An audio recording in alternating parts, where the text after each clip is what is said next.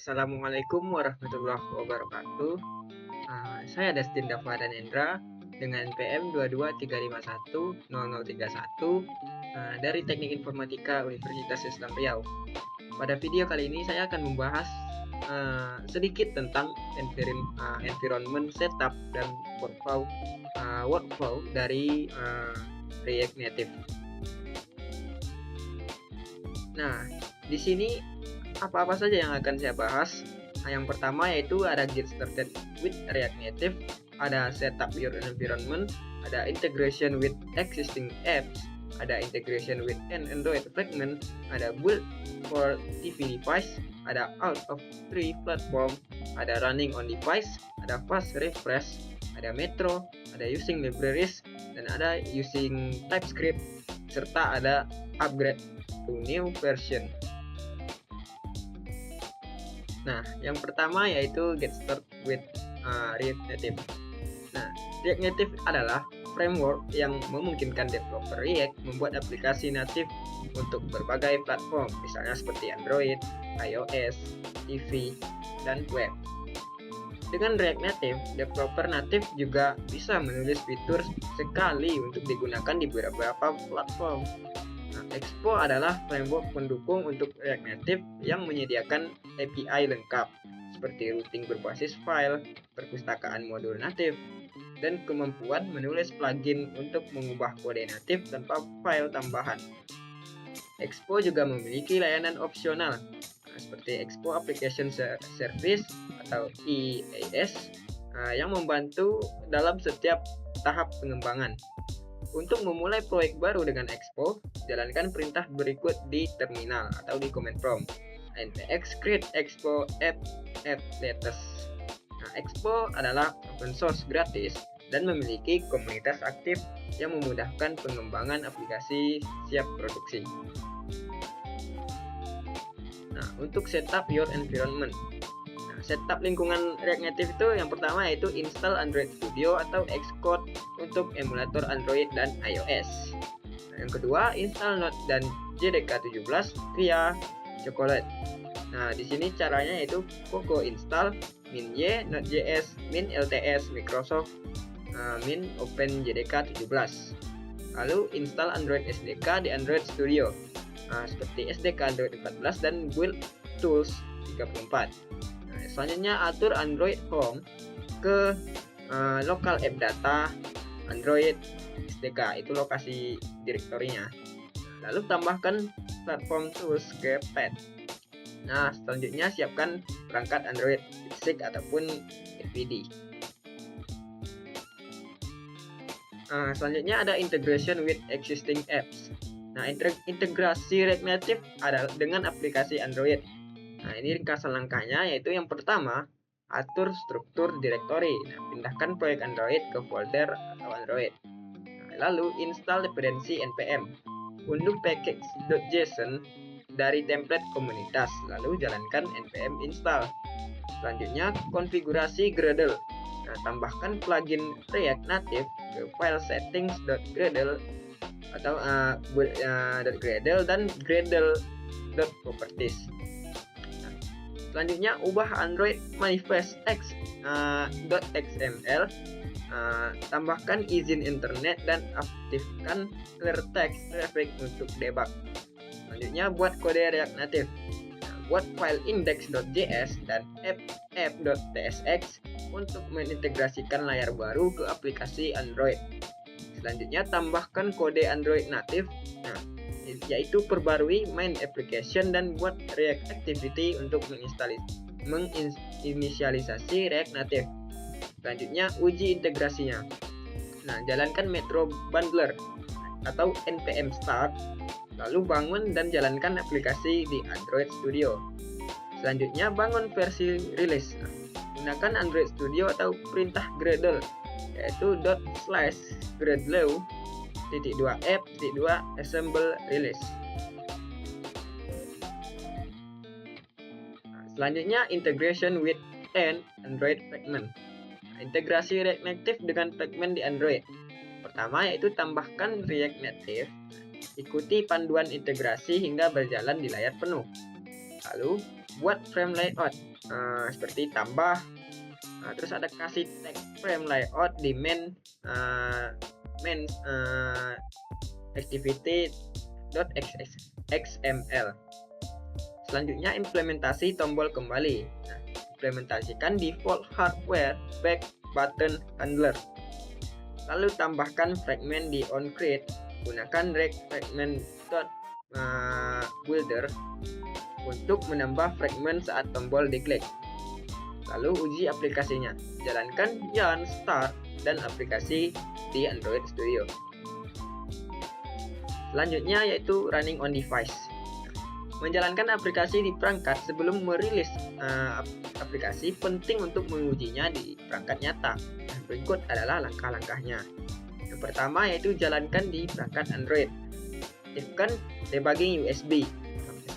Caranya yaitu masuk ke pengaturan tentang ponsel, lalu tekan nomor build 7 kali untuk mengaktifkan opsi pengembang, lalu aktifkan USB debugging.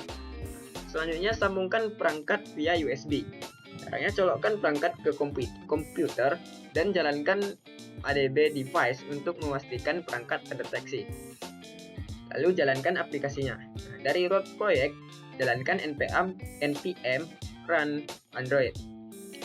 Nah, untuk langkah kedua yaitu koneksi ke server pengembangan. Nah, untuk di sini ada dua metode. Yang metode pertama yaitu menggunakan ADB reverse. Nah, untuk perangkat Android 5.0 ke atas, jalankan ADB -s. Tag nama perangkatnya reverse tcp .28081 tcp .28081. Nah, untuk metode yang dua yaitu menggunakan koneksi WiFi. Install aplikasi via USB, lalu di dev menu masukkan IP komputer dengan format IP .2808081 di dev settings. Lalu langkah yang ketiga membangun untuk produksinya. Langkah keempat, prosesnya mirip dengan aplikasi Android lainnya, yaitu ikuti panduan untuk menghasilkan aplikasi package kit yang ditandatangani. Nah, lalu ada flash refresh. Flash refresh adalah fitur dari React Native yang memberikan umpan balik instan untuk perubahan pada komponen React dan sudah diaktifkan secara default. Dengan fast refresh, jika Anda mengedit modul yang hanya mengekspor komponen React, kode akan diperbarui dan komponen akan dirender ulang. Namun, jika Anda mengedit modul yang memiliki ekspor non-komponen React, maka modul tersebut dan modul yang mengimportnya akan dijalankan ulang. Sementara itu, jika Anda mengedit file yang diimpor di luar pohon React, aplikasi akan melakukan pemuatan ulang penuh. Nah, fitur ini juga memiliki ketahanan terhadap kesalahan. Nah, kesalahan di sini seperti kesalahan sintaks akan mencegah modul dari pemrosesan tanpa perlu memuat ulang aplikasi. Sedangkan kesalahan runtime selama inisialisasi modul akan dilanjutkan setelah diperbaiki. Jika terjadi kesalahan dalam komponen, React akan melakukan remount dengan kode yang diperbarui. Namun ada beberapa keterbatasan seperti status lokal tidak dipertahankan untuk komponen kelas dan bisa direset jika terdapat ekspor lain selain komponen React. Untuk memaksa reset status, Anda bisa menambahkan komentar @refresh reset di file yang sedang diedit. Flash refresh juga menjaga status dari fungsi komponen dan hooks. Tapi hooks yang memiliki dependensi akan selalu diperbarui selama flash refresh, bahkan jika dependensinya tidak berubah. Lalu di sini ada Metro. Nah, React Native menggunakan Metro untuk membangun kode JavaScript. Konfigurasi Metro disesuaikan dengan metro.config.js. Bisa dengan objek ataupun fungsi. Gunakan React Native /metro config sebagai dasar. Nah, contoh konfigurasi sederhananya seperti cons. Di sini memanggil function get default config. Lalu ada merge config sama dengan require add React Native /metro config. Cons config sama dengan resolver _2 source x dalam kurung sikunya JS, TS, TSX, dan SPG.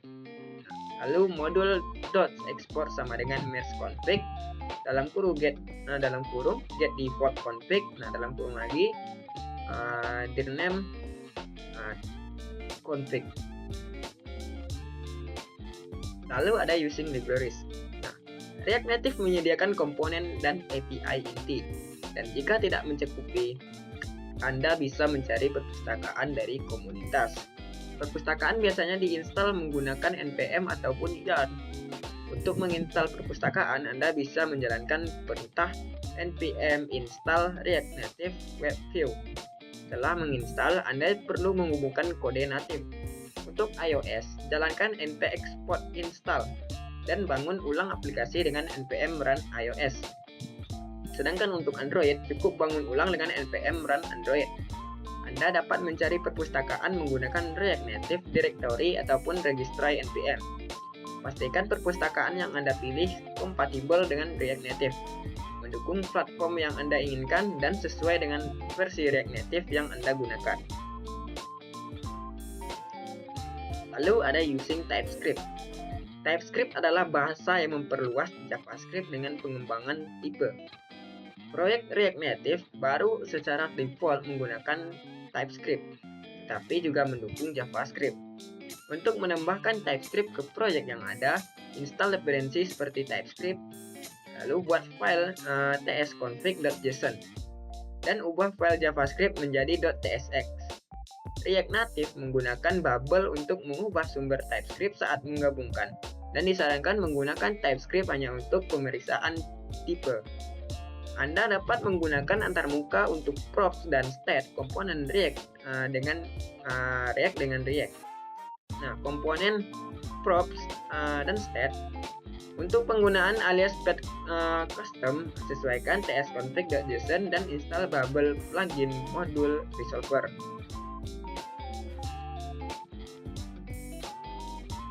Lalu ada upgrading to new version. Untuk meningkatkan versi React Native, Anda akan mendapatkan akses lebih banyak ke API dan alat pengembang. Proses peningkatan memerlukan usaha, tapi dirancang untuk memudahkan. Proyek Expo yaitu peningkatan Proyek Expo memerlukan pembaruan versi React Native, React, dan Expo dalam file package.json. Disarankan untuk meningkatkan versi SDK secara bertahap agar lebih mudah mendeteksi masalah. Proyek React Native. Peningkatan bisa rumit karena terdiri dari proyek Android, iOS, dan JavaScript.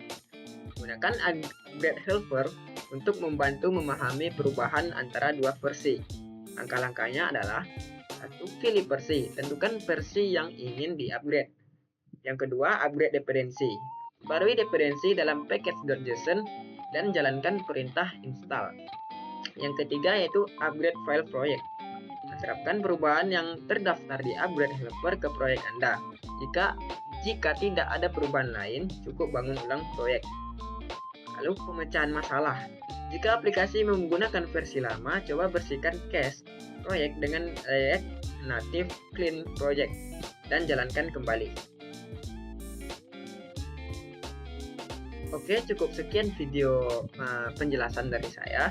Apabila ada kesalahan dalam penyampaian, saya mohon maaf.